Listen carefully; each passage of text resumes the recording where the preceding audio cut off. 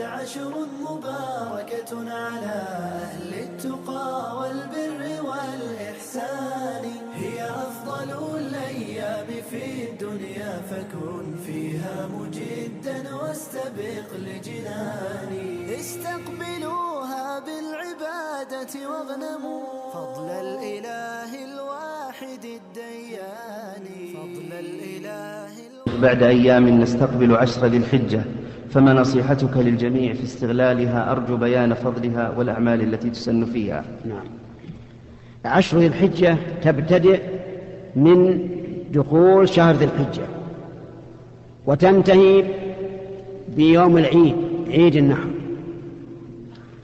والعمل فيها قال فيه رسول الله صلى الله عليه وعلى آله وسلم: ما من أيام العمل الصالح فيهن أحب إلى الله من هذه الأيام العشر.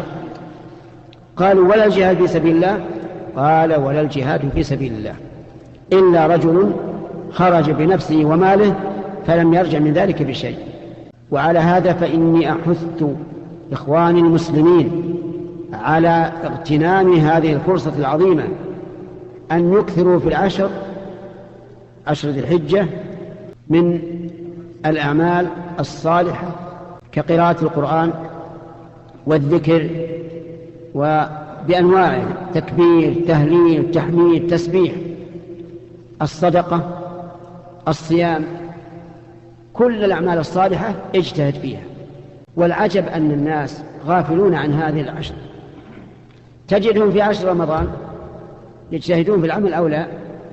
نعم يجتهدون، لكن في 10 ذي الحجة لا تكاد ترى أحدا فرق بينها وبين غيرها. ولكن إذا قام الإنسان بالعمل الصالح في هذه الأيام العشر أحيا ما أرشد إليه النبي صلى الله عليه وعلى آله وسلم من الأعمال. قد دنت عشر مباركة على أهل التقى والبر والإحسان، هي أفضل الأيام في الدنيا، فكن فيها مجدا واستبق لجنان.